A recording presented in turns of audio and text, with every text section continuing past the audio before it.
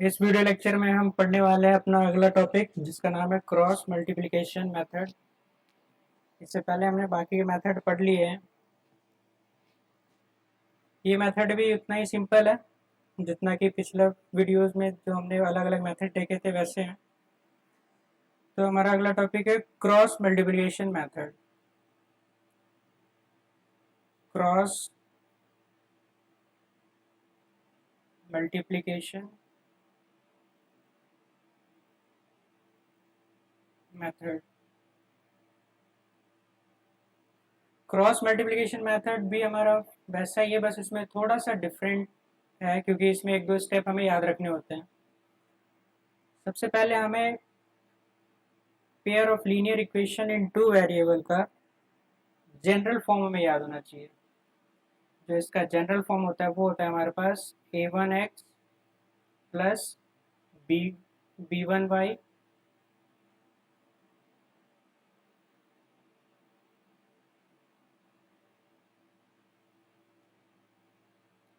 b1y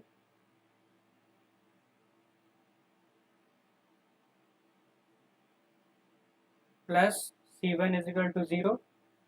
ये हमारा equation 1 हो जाएगा। और दूसरा इक्वेशन होगा हमारा a2x plus b2y plus c2 is equal to 0। ये हमारा इक्वेशन 2 हो जाएगा। ये हमारा जनरल फॉर्म है, मतलब कि ये जो इक्वेशंस हमारे लीनियर पेयर होंगे वो इस फॉर्म में होने चाहिए, इस फॉर्मेट में होने चाहिए, यानी कि एक्स वाई और थर्ड टर्म हमारा। अब इसमें हमारा वेरिएबल तो हमें पता है क्या होता है, एक्स और वाई। ये हमारा वेरिएबल टर्म है एक्स और वाई। और a1 b1 a2 b2 c1 c2 ये सारे जो टर्म्स है ये हमारे कांस्टेंट टर्म्स होते हैं, या फिर कोफिशिएंट बोलते हैं इसको। Coefficient of x, coefficient of y और सी टर्म ये हमारे कांस्टेंट होते हैं। ये हमारा पहला स्टेप होता है। इसमें हमें ध्यान रखना होता है कि हमने जो भी इक्वेशन दिया हुआ है उसको पहले स्टैंडर्ड फॉर्म में हमें जनरल फॉर्म में लाके लिखना होता है। उसके बाद हमारा सेकंड स्टेप आता है। सेकंड स्टेप में हम करते क्या है, हमें एक डायग्राम याद रखना होता है एक्स वाई 1। यहाँ पे हमारा b1 c1 a1 b1 b2 c2 a2 b2। इसे याद रखने का हम यहाँ पे एक साइकिल यूज करते हैं जिसमें कि ए बी सी होता है, बट वो साइकिल स्टार्ट सी से होता है। सी टू बी टू ए और ए टू बी। यहाँ पे हम बी टू सी जा रहे हैं, सी टू ए और ए टू बी। ये बी1 सी1 ए1 ये हमारा कांस्टेंट वैल्यू है जो हमें इक्वेशन में ऊपर है, वो वैल्यू है। अब यहाँ पे हम क्रॉस मल्टीप्लिकेशन रूल यूज करते हैं। तो इन दोनों टर्म का क्रॉस मल्टीप्लिकेशन होता है, इन दोनों टर्म का, वैसे इन दोनों टर्म का होता है, इन दोनों टर्म का, फिर इन दोनों टर्म का और इन दोनों टर्म का। इसको हम रिप्रेजेंट करते हैं, हमारा सेकंड स्टेप होता है। जब एक बार हमें प्रैक्टिस हो जाएगी फिर हमें सेकंड स्टेप की ज़रूरत नहीं पड़ेगी, वैसे हमें फॉर्मूले याद हो जाएंगे।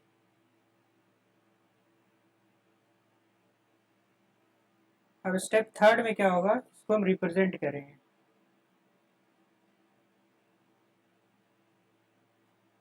तो रिप्रेजेंट कैसे करेंगे,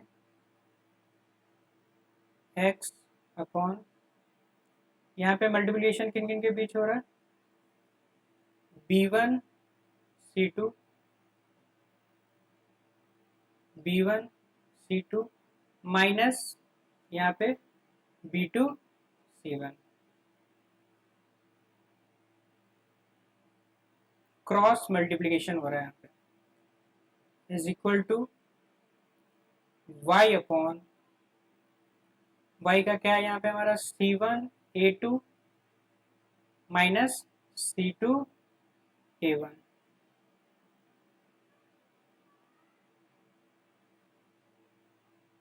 c1 A2 minus A2 C1 is equal to 1 upon, अब हमारा 1 के साथ में टर्म क्या होगा, A1 B2 minus A2 B1। बहुत सिंपल है, ये याद रखने के लिए हम ये फॉर्मेट बनाते हैं, A1 B2 minus A2 B1। तो इस तरीके से हम इसको रिप्रेजेंट कर लेते हैं।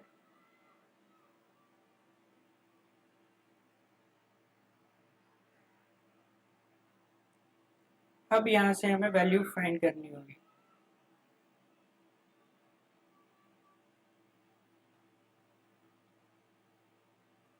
अब अगर हमें x फाइंड करनी है, यहाँ पे ये तीनों आपस में इक्वल है, अगर हमें x फाइंड करनी है तो हम क्या करेंगे, x वाले टर्म को a वाले टर्म से इक्वल कर देंगे।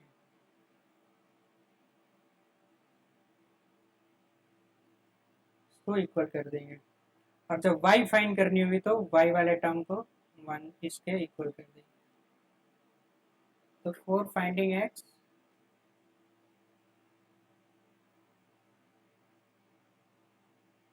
हम क्या करेंगे, x वाले टर्म को और 1 वाले टर्म को इक्वल कर देंगे। x upon B1 C2 minus B2 C1 is equal to 1 upon A1 B2 minus A2 B1। यहाँ पे एक कंडीशन अप्लाई होती है, det A1 B2 minus A2 B1 should not be equal to 0। ये हमें याद रखना है, क्योंकि अगर डिनोमिनेटर में 0 हो जाएगा तो ये टर्म डिफाइन नहीं होगा। ये वाले टर्म हमारे 0 नहीं होने चाहिए, ये टर्म 0 नहीं होना चाहिए। अब इसको हम क्रॉस मल्टीप्लाई करेंगे तो यहाँ से हमें x की वैल्यू, ये वाला टर्म इधर मल्टीप्लाई होकर ऊपर चला जाएगा, तो x की वैल्यू आ जाएगी हमारे पास, x is equal to B1 C2 minus B2 C1 divide by A1 B2 minus A2 B1।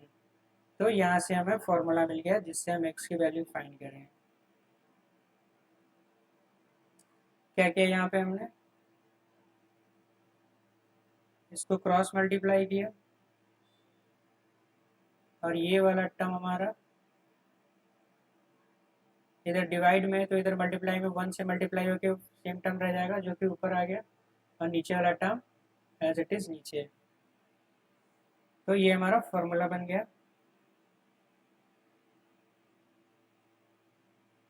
अब अगर हमें फाइंड करनी होगी कि y की वैल्यू क्या होगी, तो हम क्या करेंगे, y की वैल्यू फाइंड करने के लिए सिंपली y को x से इक्वेट कर देंगे, ये वाला टर्म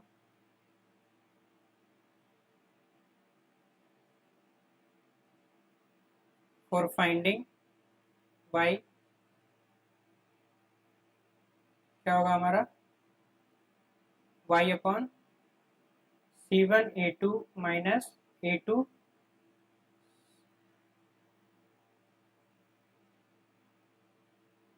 यहाँ पे थोड़ा गलत हो गया, करेक्शन करेंगे। यहाँ पे हमारा क्रॉस मल्टीप्लिकेशन है, यहाँ पे क्रॉस मल्टीप्लिकेशन क्या होगा, सी वाई के लिए C1 A2 minus C2 A1 होगा। यहाँ पे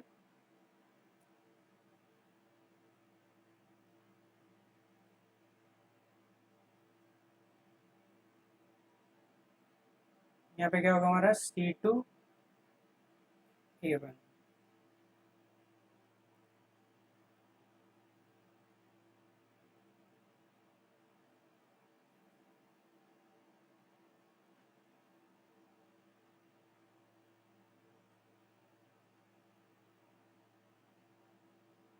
C1 A2 minus C2 A1 is equal to 1 upon A1 B2 minus A2 B1।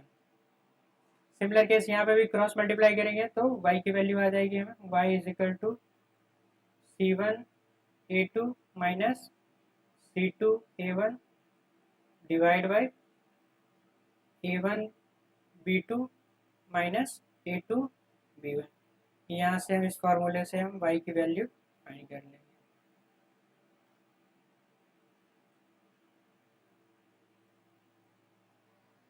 तो ये हमारा क्रॉस मल्टीप्लिकेशन का सिंपल फॉर्मेट है। यहाँ पे x की वैल्यू आ जाएगी हमारा B1 C2 minus B2 C1 upon A1 B2 minus A2 B1 और y की वैल्यू आ जाएगी C1 A2 minus C2 A1 upon A1 B2 minus A2 B1। तो ये हमें फॉर्मेट याद रखना है। ये हमारा स्टेप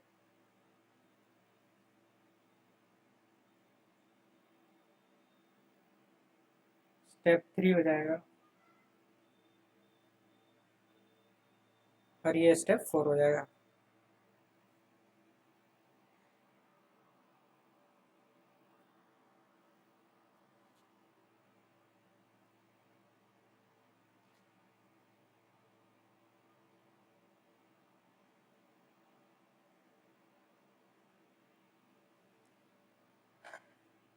एक बार और मैं इसको बता देता हूँ दोबारा।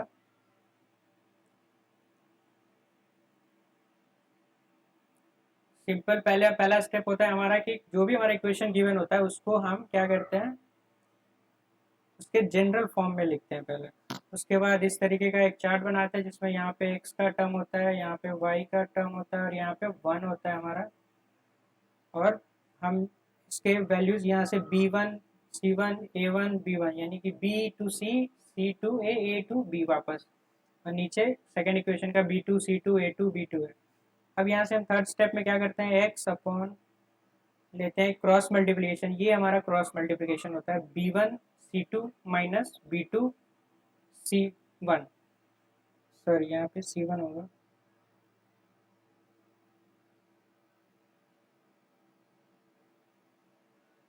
यहाँ पे हमने C1 ही लिखा है।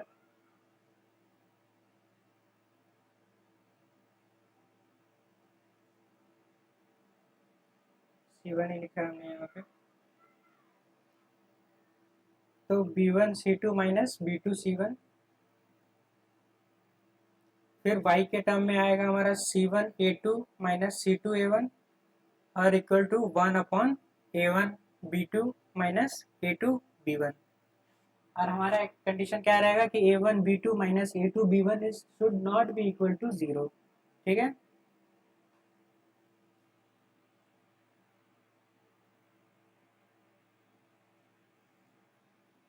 तो इस तरीके से हम क्रॉस मल्टीप्लिकेशन मेथड से हम सॉल्व कर सकते हैं बहुत ही आसान तरीके से।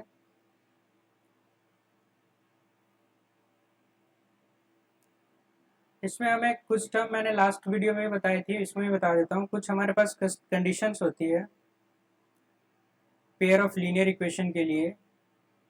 For pair of linear equation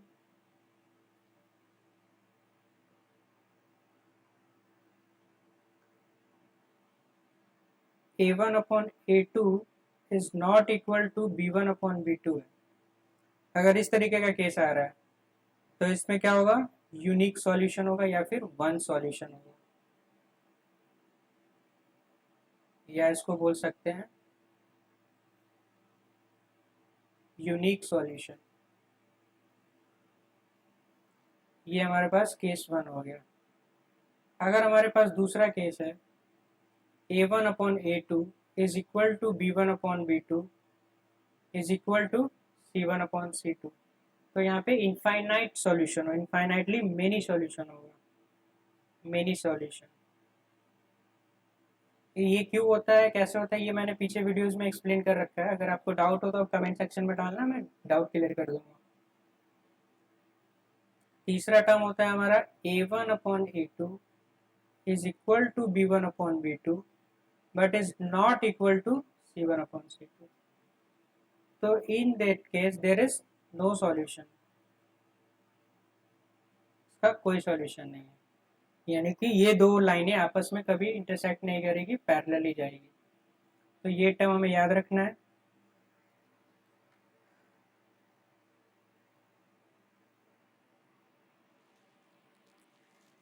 इस पे बहुत ही आसान आसान क्वेश्चन बेस पे होंगे।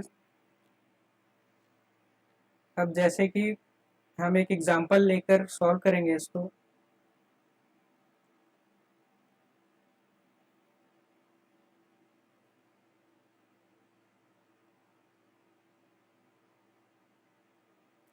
जैसे कि हमारे पास एक्सरसाइज 3.5 का पहला क्वेश्चन है, कह रहा है which of the following pair of linear equation has unique solution, no solution और इनफाइनाइटली मेनी सॉल्यूशन।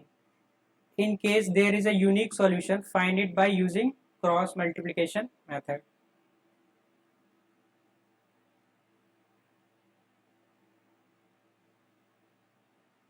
इसमें आप क्वेश्चंस को ऐसे इसी तरीके से ये तीनों स्टेप यूज करके, ये स्टेप और ये स्टेप यूज करके आप फाइंड कर लेंगे कि किसका वन सॉल्यूशन है, यूनिक है, या फिर मेनी सॉल्यूशन है, इसी को इनफाइनाइटली मेनी बोलते हैं, या फिर नो सॉल्यूशन है। ठीक है, इसमें मैं पार्ट थर्ड करके देखता हूँ।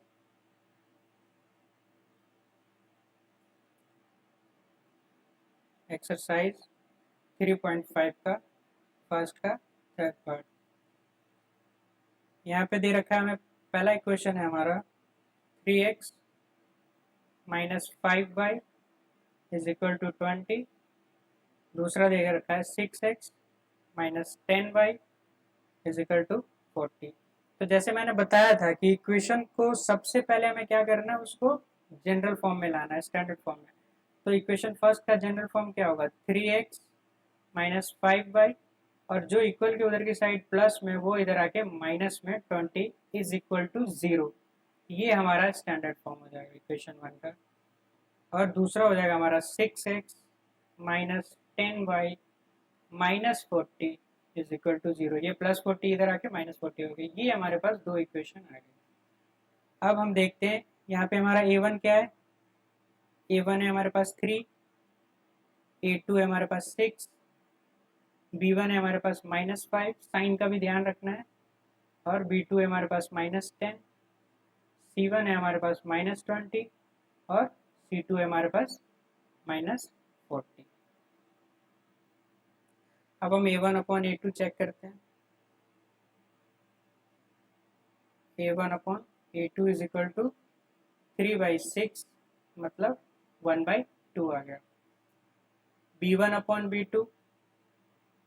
b2 यानी minus 5 upon minus 10, minus cancel हो जाएगा, 5 टू 10 यानी 1/2।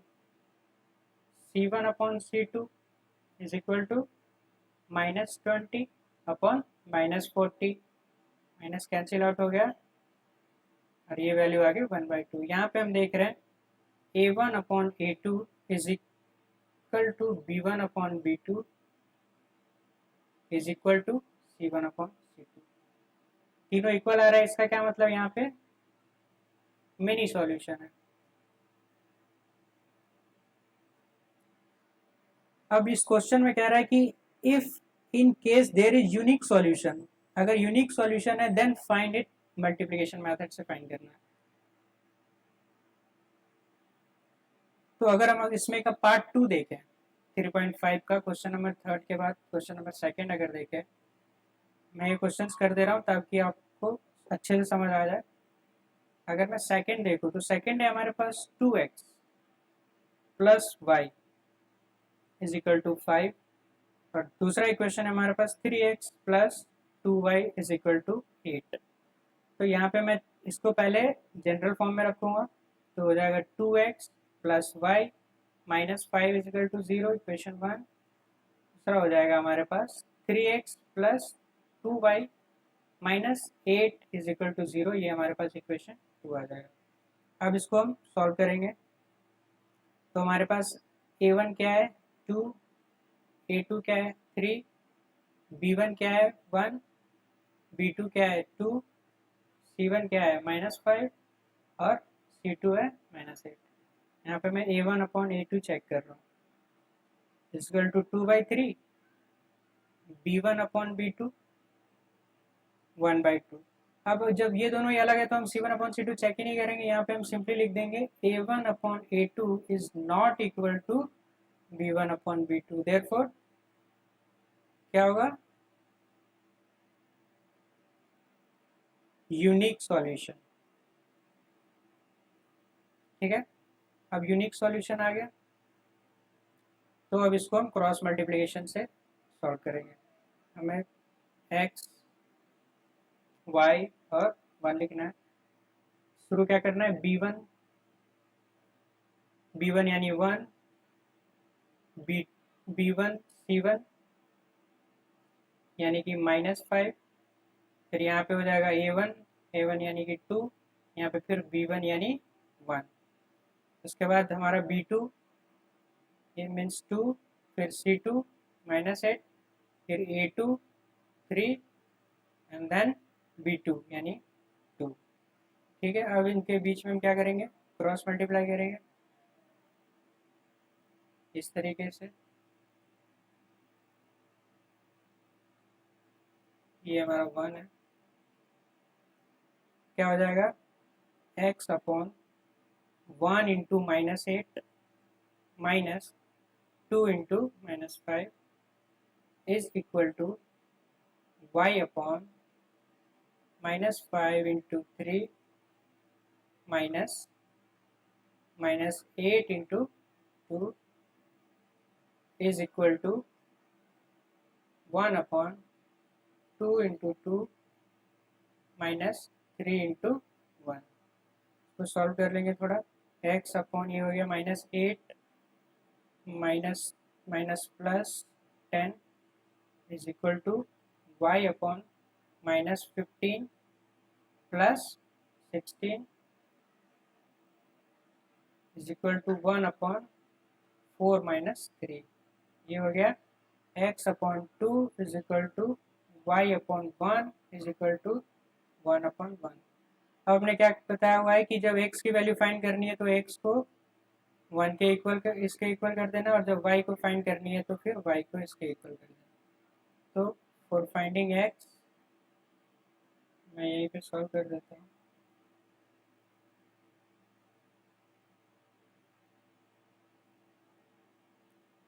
For x/2 is equal to 1/1, यहाँ पे हम क्रॉस मल्टीप्लाई करेंगे तो x into 1 is equal to 2 into 1 यानी x इज इक्वल टू 2 आ गया। x की वैल्यू हमें क्या आ गई, 2। अब सिमिलर केस में हमें y को इक्वल करना है, और y को इक्वल करेंगे 1 से तो y की वैल्यू आ जाएगी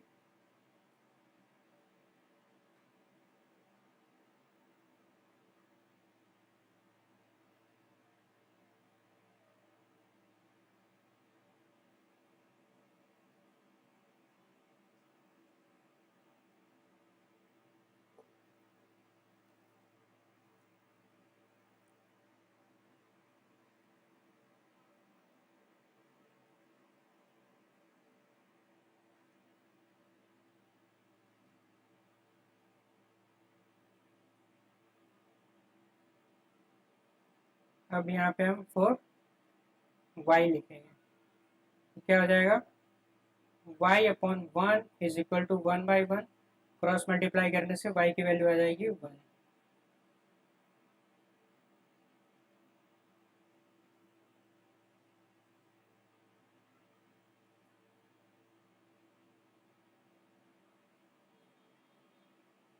ठीक है, समझ आ गया कैसे करना है। तो इस तरीके से हम x और y की वैल्यू फाइंड कर लेंगे, x इज इक्वल टू 2 और y इज इक्वल टू 1। ये हमारा यूनिक सॉल्यूशन हो जाएगा।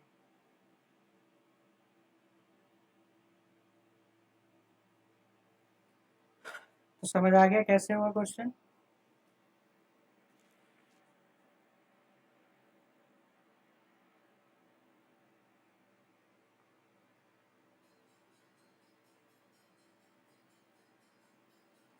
सेकंड का x is equal to 2, y is equal to 1, और थर्ड का क्या था हमारा, थर्ड का था